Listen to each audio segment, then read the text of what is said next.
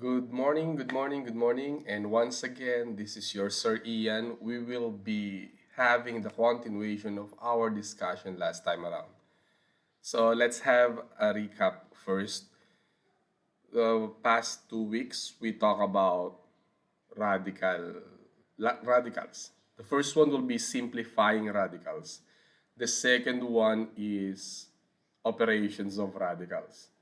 So we will be having our discussion today. So without further ado, let's move on with our slides.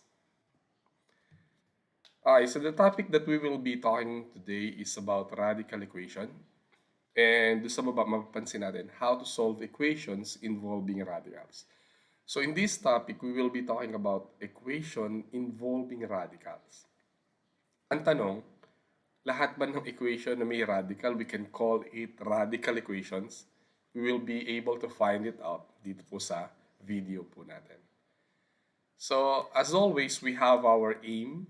This will be our target na kailangan po ma-achieve natin. At the end of this lesson, you should be able to, number one, define radical equation. As I have told you, lahat ba ng equation involving radical can be defined as radical equation. So we will be able to find it out dito po sa video natin. Pangalawa, we have to have a review on how to solve equations. Not necessarily about radical equations, but every kind of equations.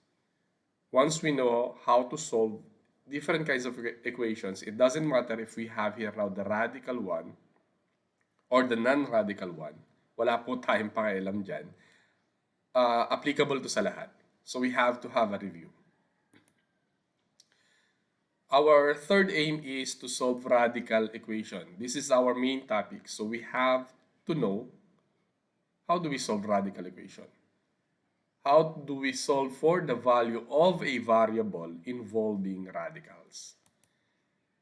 And number 4, we will not stay only on radical equation, but we will also be able to solve problems involving radical equations. So hindi tayo nakakahon lang na, ito yung radical equation, all we have to do now is to solve. No. What we're going to do now is we will apply that knowledge pagsasolve po sa problem solving. Okay? So let's move. First, we have to ask a question. What is radical equation? So dun sa top of the list, dun sa aim po natin, we have the question or we have our aim that we should be able to define radical equation. So what do you mean by radical equation? A radical equation is an equation in which a variable is under a radical. I'm going to put an emphasis on this one. Please do take note of this. A variable is under a radical. So we have the radical sign. Kailangan po pala, if we can consider this a radical equation, meron tayong variable na hahanapan natin ng value na nasa loob siya ng radical. Bakit? Not all equations containing radicals can be called radical equation. Hindi lahat. Ang misconception kasi ng karamihan po sa atin, eto, meron tayo ditong radicals. Pasok, radical equation. No, not all equations. Kailan lang natin masasabing pasok siya sa radical equation? Kapag merong variable tayong hahanapin na nasa loob ng ating radical sign. Let's have here now one example. The radical equation, not a radical equation. Pansin natin. 3 the square root of x. So this is read as 3 times square root of x plus 5 is equal to 20. Kung mapapansin natin, yung x natin which serve as the variable, nandito po sa ilalim or nasa loob ng radical sign. Not a radical equation, pinagpalit lang. X square root of 3 plus 5 is equal to 20. So kung dito mapapansin po natin, parehas silang may radical. Ulitin ko, balikan natin yung number 1. Kailangan may variable under ng radical. So this will be the radical equation. Another example here. Square root of y is equal to 3. Now on the other side, y plus square root of 2 is equal to 3. So still may radical dito, pero yung nasa loob, number, integer, value. Pero dito, variable. So this one is the radical equation. Excuse me for that. The other one, hindi siya radical equation. Another one, the cube root of the difference of 2a and 3 is equal to a plus 2. Whereas sa kabila, a plus the cube root of 3 is equal to 2 cube root of 3. So all in all, if we will be simplifying things, kailan lang natin i-consider na radical equation ang ating given? So base po dito, at alam ko, napansin nyo na rin, basta may variable under or nasa loob ng radical sign natin, this can be considered as a radical equation. Even if the given contains a radical, but that radical doesn't have any variable, we cannot consider this as a radical equation. By the way, from the word equation, kailangan may equal yan. So we have to see an equal sign if we will consider this an equation. Kung babalikan natin yung previous discussion natin, yung walang equal, we call this one expression. Yung meron tayong equal sign, this is called an equation. So I hope na alala natin. No po? Now, important thing in solving an equation, eto po. So in solving any kind of equation, so I'm not referring only to radical equation, but any kind of equation, the first thing that we have to do is to isolate the variable that we will be solving. So it doesn't matter kung nasa kaliwa or nasa kanan yung atin pong variable na isosolve as long as nakabukod lang siya. Sir, paano yung kung may grouping symbol? So isang grupo siya. Tandaan natin, every time that we have a grouping symbol like parenthesis, lahat ng nasa loob nan considered as one term. So i-consider mo muna siyang magkakasama. Okay? So mamaya, paliwanag pa po natin. Now, if we want to remove a value, all we have to do is to use the opposite operation of that value. Okay? So basically, we have here now 4 fundamental operations: addition, subtraction, multiplication, and division. Yung addition, ang direct opposite niya, subtraction. So kapag may nakita kang may magka-plus, gusto mong mawala, use the direct opposite ng addition, that is subtraction. Dito po pumasok yung addition property of equality. Ano? Pero dahil nga may mga kailangan pa tayong tandaan, we will be trying to simplify things. Yung kabaligtarang operation, kabaligtarang sign. Sir, nag-multiply, wala akong nakitang sign sa pagitan. Okay, wala kang nakita. Anong kabaligtaran ng multiplication? Division. So may gusto kang mawala na ang operation ay multiplication, use yung division po natin. So, ang isa pa po na hindi kasama sa 4 fundamental operations natin will be yung exponent and radical.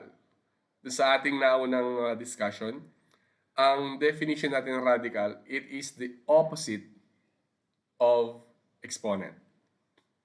Okay? So, pag meron kayong gusto mawala, kung radical yan, i-square mo or lagyan mo ng power dun sa ating same with the index. Kung naman po yan ay exponent, gusto mong wala yung nasa exponent, we extract the nth root kung ano po yung exponent natin. Okay? Now, it will be considered solved if the variable is already isolated and positive. Nagsosolo na lang siya. Again, kahit nasa kaliwa or nasa kanan pa po siya, as long as nagsosolo na yung variable natin and positive yung variable, solved na yung ating equation. We have our solution. Regardless of what the value of the variable is. Ito medyo confusing sa iba. So let's have here now an example. Ang tinutukoy po dito na variable na isolated and positive, ito. Ayan o, variable is x. Meron kasing iba, negative x yung nakukuha dito. So we have to make that positive. At ito pong value dito, this is the value of the variable. Wala tayong pakialam kung ang nakuha yung sagot ay positive 5, negative 5, or whatever number yan. Basta ito pong nasa kabila na variable, hindi pwedeng negative x is equal to 5. So para mas mabilis, pagbaliktarin mo ng sign. X is equal to 5. Baguhin mo lang yung sign nila. Okay po? So ito po yung dapat nating tandaan sa lahat ng klase ng equation in solving different kinds of equation. Now, let's have here now the steps in solving radical equation. I-apply lang natin actually. So focus tayo sa topic at hand. So number 1, write the equation such that the radical containing the unknown is on the other side of the equation.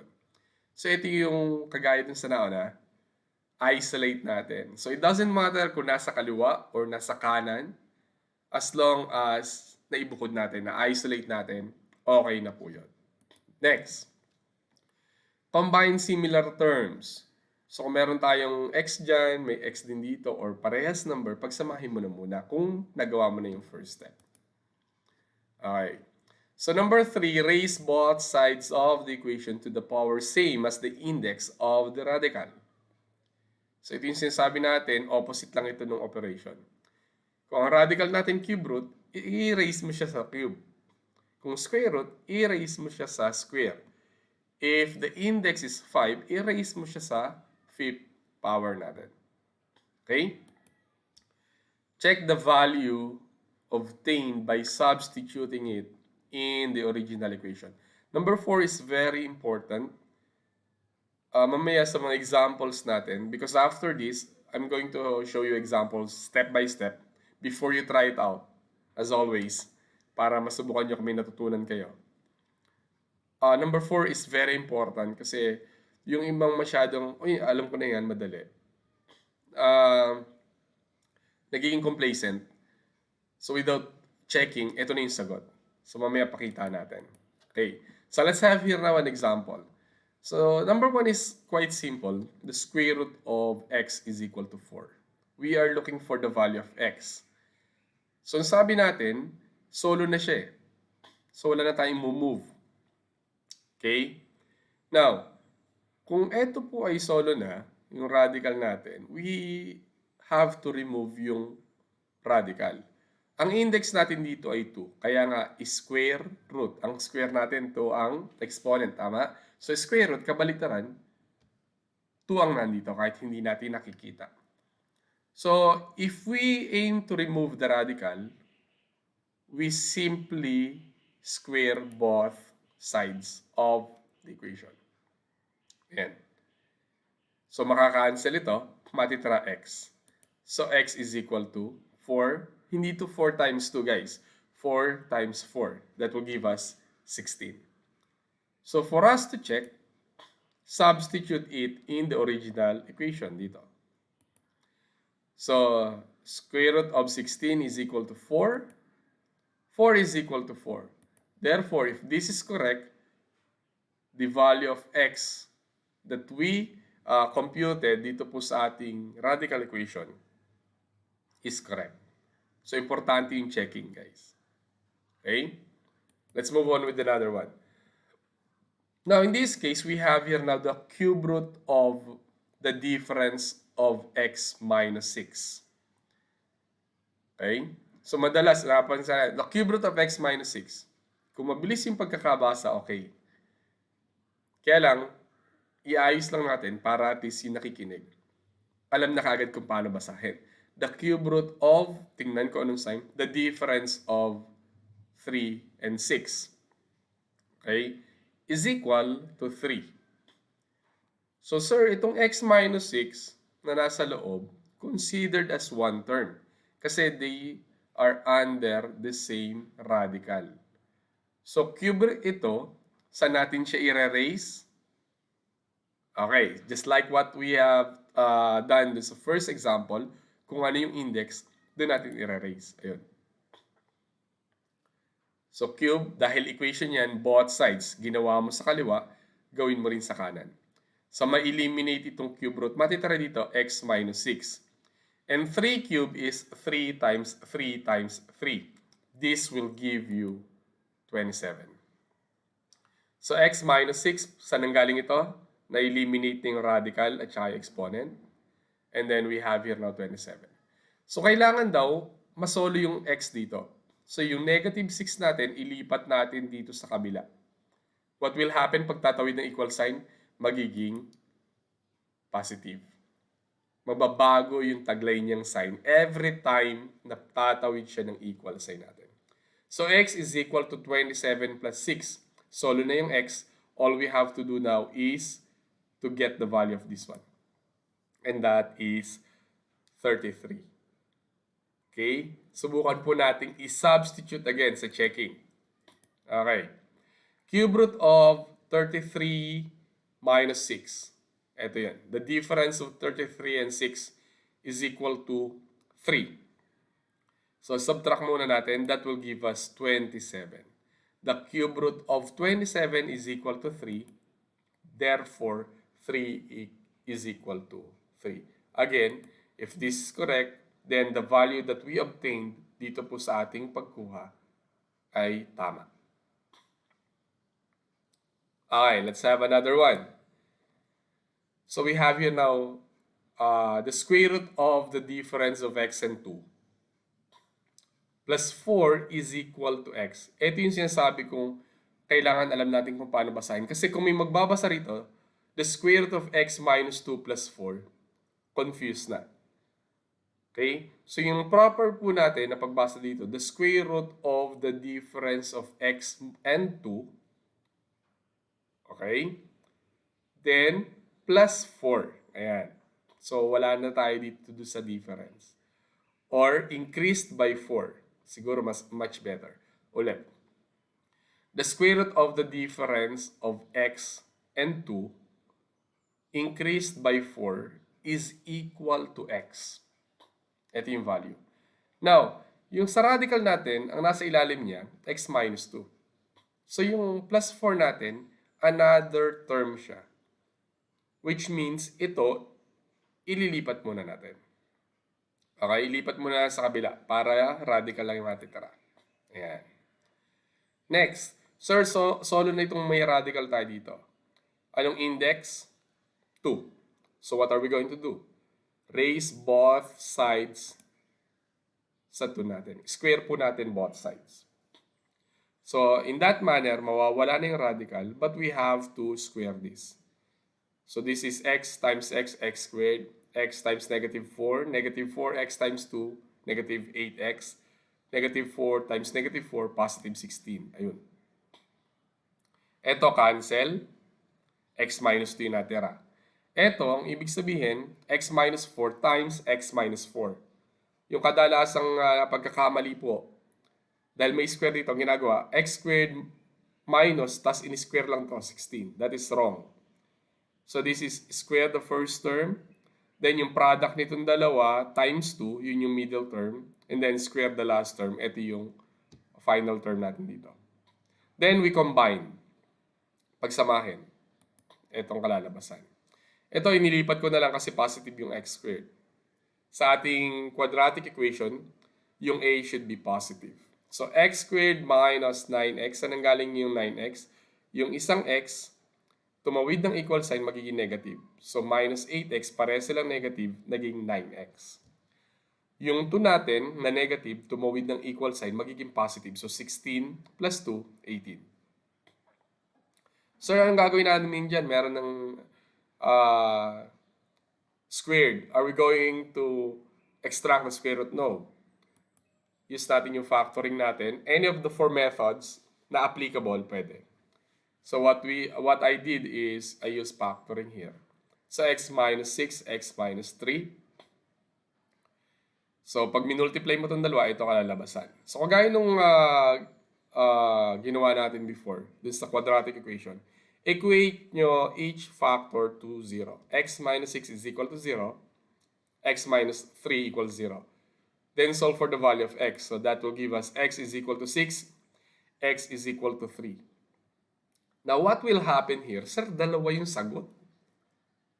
So dalawa yung magiging sagot natin. This is the reason why we have to do the checking. So kunin mo muna yung isang value ng x, substitute sa original.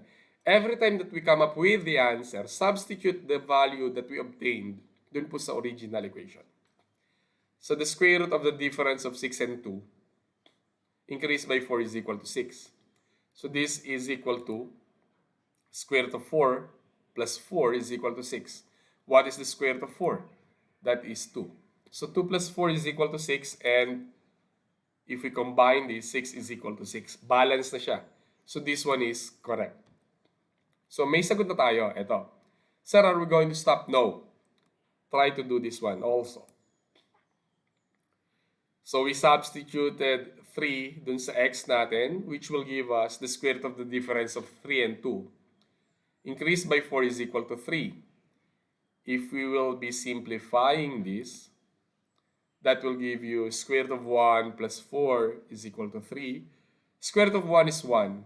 So that will give you 1 plus 4 is equal to 3. Pag pinagsama ito, 5 is equal to 3. Is it equal? No. 5 is not equal to 3. So mali ito. Yung solution natin na 3 does not conform dito po. So ang solution natin, ito, 6. That is the correct one. Anong tawag natin dito? Sa nakuha naman natin value, tama eh. This is called the extraneous root. Sir, may pumasok na naman. Extraneous root. Ito yun. Ano ba yung tinatawag nating extraneous root? So dito pala importante yung checking because of this extraneous root. So what do you mean by extraneous root? Extraneous root is a solution of an equation that seems to be right. Akala natin tama eh. Kasi kinuha na natin. But, when we check it, so when I say check it, we substitute it to the original equation. So by checking it, we are actually substituting it to the original equation. Turns out not to be right.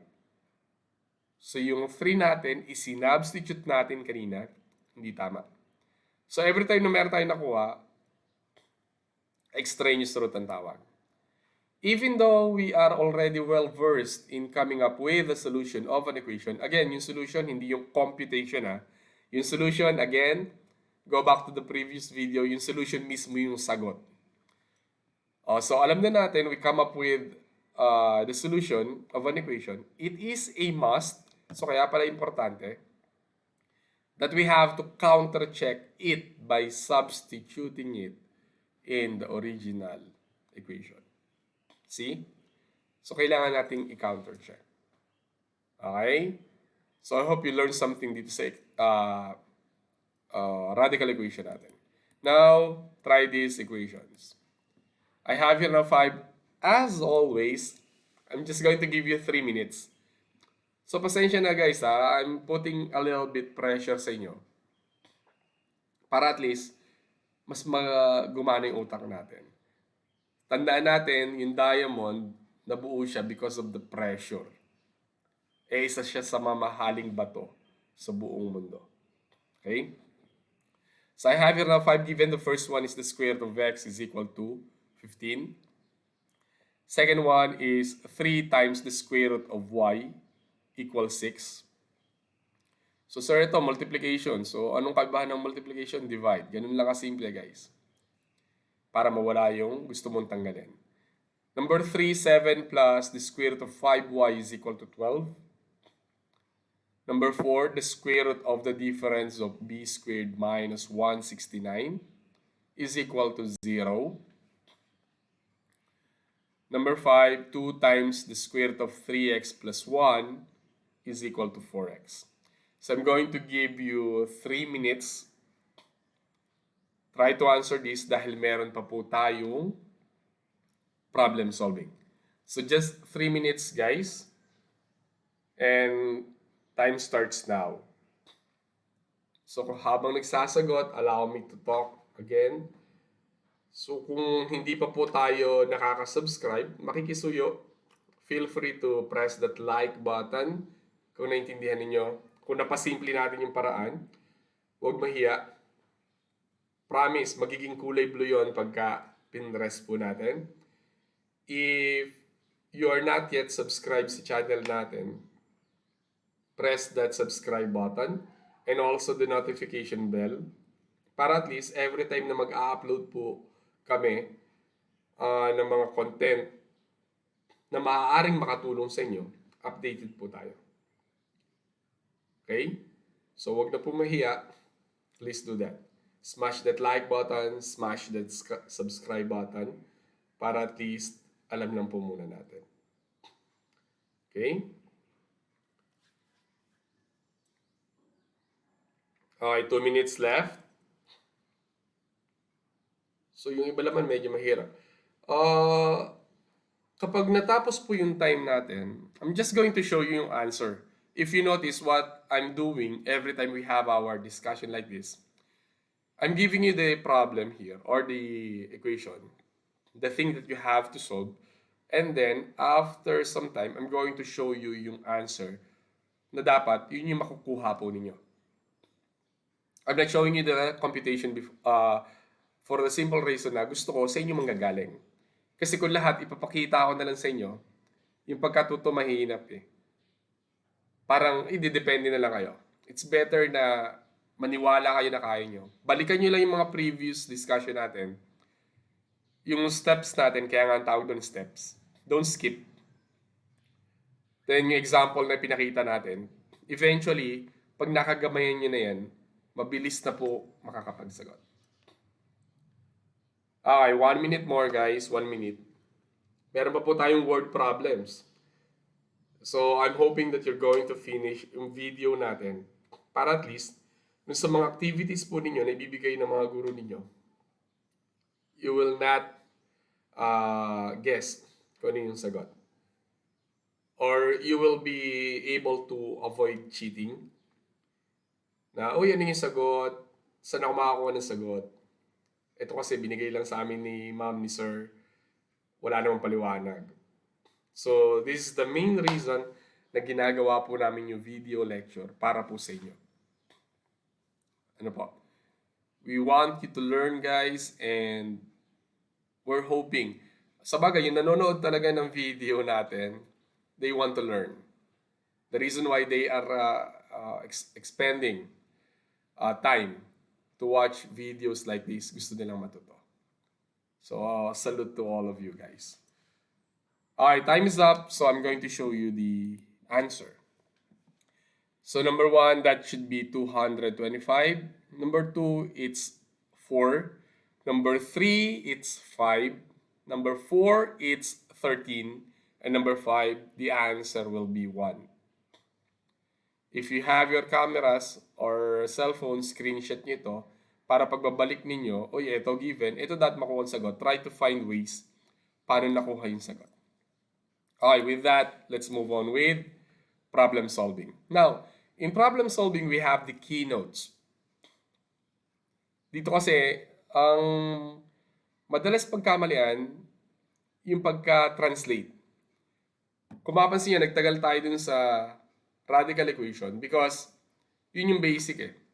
Ngayon, ang problema dito sa problem solving, i-apply lang naman yung basic. Kaya lang yung translation doon nagkakaroon ng problema. So with that, I have listed down yung keynotes natin. Una, twice the nth root of a number. Ito yung twice, ito yung nth root. Ang ibig sabihin ng twice again, pinaikling 2 times. Thrice, 3 times pinaikli. Ito yun. Twice, nth root of a number. So, ibig sabihin ito, 2 times. So, again, kung gusto mo mawala yung 2, kagaya nung example natin kanina, over 2. Opposite operation. Okay, pangalawa, the nth root of twice of a number. Sir, halos parehas lang oh. Pero yung positioning ng words, magkakaiba. So, dito po, maraming nalilito. So, eto po yun. The nth root of twice of a number. Okay, so see the difference here? Importante yan ha. Okay, number 3. The nth root of a number increased or decreased by 2. Para saan lang yung nth root? Sa number lang. Ayan. Nth root of a number increased or decreased by 2. Yung nth root para dito. Now, ito yung binabanggit ko kanina, the nth root of the sum and difference or difference of a number and 2. Pareha silang nasa loob ng radical. Pakitandaan yung difference, guys. Okay? And last but not the least, papasok yung Pythagorean Formula. Balikan ko lang, Pythagorean Theorem, this indicates that the sum of the squares of the two legs is equal to the square of the longer leg. Yung C natin yung longer leg. May square yan, tinanggal ko, ayun yung square root. Ito yung isang leg, ito yung pangalawang leg. The sides of a right triangle that form the 90-degree angle, these are called the legs. Yung opposite ng 90 degrees, yung pinakamahaba, hypotenuse yung tawag. Yun yung C. Hypotenuse is the longest side in a right triangle represented by C. Okay? So, kagaya po nung nabanggit ko, sa word problems natin, this is actually the application of the radical equation that we have discussed dito po. Yung una. So, what we're going to do now, i-apply lang natin. So, magsa-sample problems lang po tayo. Okay, I prepared 4. Pero dito, kada slide, pinag-cash ko 2. Pasensya na, no? Okay, the first one, the square root of a number increased by 3, 7. What is the number? Now, if you notice, let x is equal to the number. Square root of a number, so yung square root natin para lang sa number, increased by 3, so plus 3. Ayan, is equal to 7. Once na naglagay na po kayo ng value, balikan nyo na lang kung tama yung pagkakaayos ninyo. Then, kagaya ng steps na ginagawa natin, ilipat natin yung 3 sa kabila. Square root of x is equal to 7. Dahil positive ito, tumawid ng equal sign, naging negative. Okay? This will give us 4. Now, paano yung mangyayari dito? We have to remove yung radical, square root. So, we have to square both sides. Ayan. Makakancel ito, x is equal to 16. So, ang sagot sa number 1, 16. Again, for you to check, kayo na mag-check na tinuro ko na naman kanina, replace 16 dun sa ating x na makikita sa equation. Okay? Okay, number 2. The cube root of the difference of twice a number and 5 is equal to 3. The cube root of the difference of twice a number and 5. So, nasa loob ng cube root, eto. Twice the number of 5 is equal to 3. Okay, as always, x is equal to the number. Ayun. Cube root, difference. Nasa loob ng radical sign. 2x minus 3 is equal, 2x minus 5 is equal to 3. Ayan. Dahil magkasama na siya, wala ka munang ililipat. Remove natin. Ang index ay 3, so we cube both sides. That will be eliminated. Matitira 3 cube 27. Now, sir, mayroon pa pong kasama yung x. Ilipat natin itong 5 sa kabila. Magiging positive. So, 2x is equal to 27 plus 5. Okay? So, 27 plus 5 is 32. Yung 2x, ang ibig sabihin 2 times x. Ang sabi ko kanina, if we will be solving equation and we want to eliminate something, we use the direct opposite operation. So dahil nag-multiply, we divide both sides by 2. Makaka-cancel yung ating 2. X will be left. 32 divided by 2, that is 16. Okay? So, sagot tayo sa pangalawa, still 16. Nagkataon lang na parehas yan. Okay? So, I'm hoping you're getting the hang of it, guys. Okay, number 3. Now, this involves perimeter. The perimeter of a square is 24 centimeter and the side is square root of x plus 2.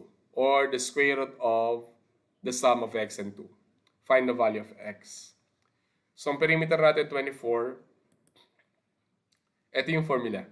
Perimeter, kung square yan, 4 times s. 4 times sides. Substitute natin given. 24 is equal to 4, ayun. Tapos yung side natin, the square root of the sum of x and 2. So, dahil nasa square root ito, divide muna natin sila both sides by 4 para mawala yung 4. That will give us 6 is equal to square root of x plus 2. Gusto nating mawala yung square root, we square both sides. Cancel ito, magiging 36 is equal to x plus 2. Kailangan lang natin yung x. Sir, positive na to. So it doesn't matter kung nasa kaliwa o nasa kanan yung variable as long na isolated siya at dapat positive siya. So ito ang ilipat natin sa kabila. Tatawid na equal sign, magiging minus. So 36 minus 2, the value of x is equal to 24. This one is the answer. So yung pong value ng x natin, 24. Again, may confusion dito. Value of x yung hinahanap, hindi side. Ang side niya, 6. Pero kung value ng x ang hinahanap, 34 yung sagot. Okay. Number 4, the shorter leg of a right triangle is 1/2 of the longer leg. And its hypotenuse is 10 cm. As I have told you, the longest side dun sa right triangle natin is called hypotenuse. What is the measure of the longer leg? What's the measure of the shorter leg? Ayan. Yung A natin is the longer leg.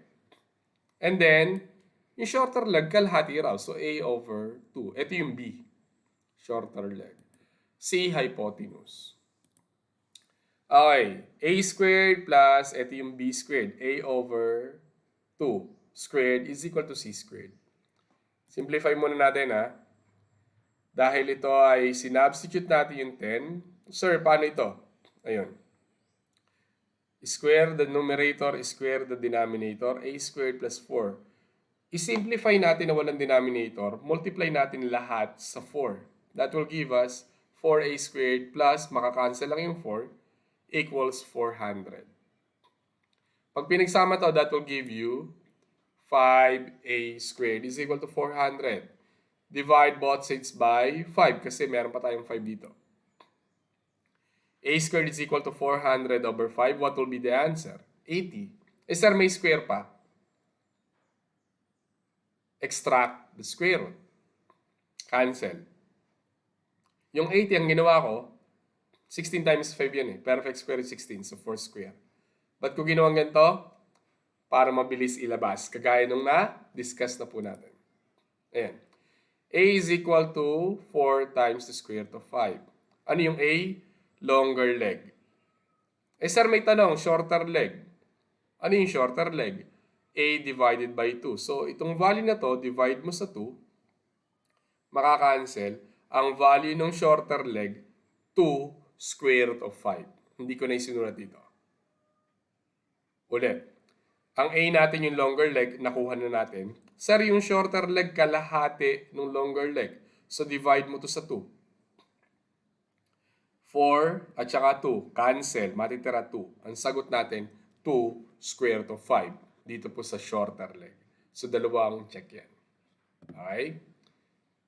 So, sana naiintindihan po natin. And as always, ito po yung ating gagawin. Again, try this one out, guys. Nakikisuyo. I have here now 4 problems. Number 1, twice the root of a number is 12. What is the number? Number 2, the perimeter of a square is 25 and the side is the square root of the sum of x and 3. Find the value of x. Number 3, 5 times the square root of a number is 5. Find the number. Number 4, the cube root of the square root of a number is 2. Find the number. So as always, I'm going to give you 3 minutes for 4 problems. Pakitry lang po muna. And your time starts now. So again, it's almost the same as radical equation. The only problem is the translation. Converting this sentence into a mathematical one. So dun kadalasan nagkakaroon ng problema, yun pong mga nagsasagot. So I'm hoping you're going to have time to have a review. Every time po na meron kayong nalilimutan, nalilito, kasi yung ginagawa po nating video lectures, step by step yun. Kung ano yung kailangan nyo, yun lang po yung bibigay namin. Now, don't get me wrong. Merong ibang videos na may makikita kayo, ay ito pa, may ibang topic na may iba pang information with regard dito po sa mga dinidiscuss natin. Pero what I'm saying is, kung ano lang po yung kailangan nyo during this particular moment, yun lang po yung didiscuss po. Okay? At the same time, kung ano yung palagay ko na madadalian kayo, that's the thing that I'm going to discuss. Kasi hindi ko naman po layon or kahit sinong guro ninyo na magpa-impress sa mga estudyante. Uy, ang galing ni sir, ang hirap-hirap nun, mukhang nakakalito, tas kaya niya. Of course, pinag-aralan yan eh.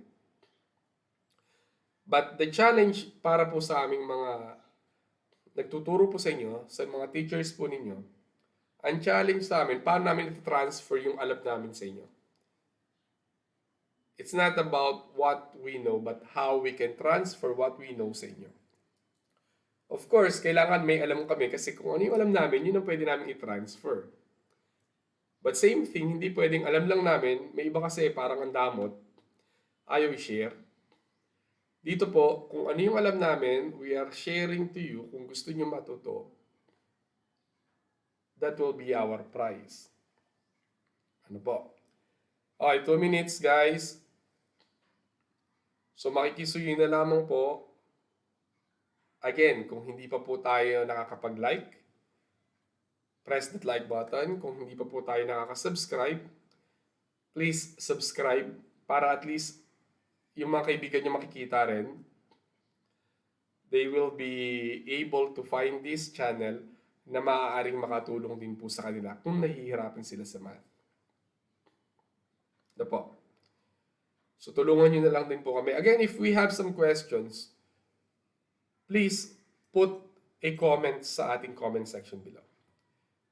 Kung ano yung natutunan nyo, paki-comment lang din po dun sa ating comment section. We would love to read your comments po. Okay? Okay, 1 minute more. Please help us. The only reason that we're doing this para po sa inyo, mga estudyante namin. So, we hope our goal is set. Ang goal namin matuto kayo. Ang goal nyo rin sana may matutunan kayo. Especially if you're aiming higher, don't be content on what you know, seek more. Kasi habang nabubuhay tayo, learning must continue. Not necessarily sa school. Generally speaking, habang buhay tayo, learning must continue. Every time may matututunan tayo. Never allow a day to pass na wala kayong natutunan kahit isa na bago. Okay po? Okay, so time is up. I'm going to show the answer. So number 1, the answer should be 36. Number 2 is a fraction. That is 577 over 16. Number 3, it's 1. And number 4, it's 64. Again, if you're watching this using your mobile, screenshot nyo na lang. Kung laptop, picturean nyo. Try to find out kung paano po nakuha. Kung meron kayong na-miss dito po sa ating topic. Okay po? So, with that guys, we will be wrapping this one out. So, sa team namin, we are hoping that you learn something. And of course, you keep on learning. So, this is your Sir Ian saying, keep on learning guys. I salute you all. Have a nice day. Bye-bye.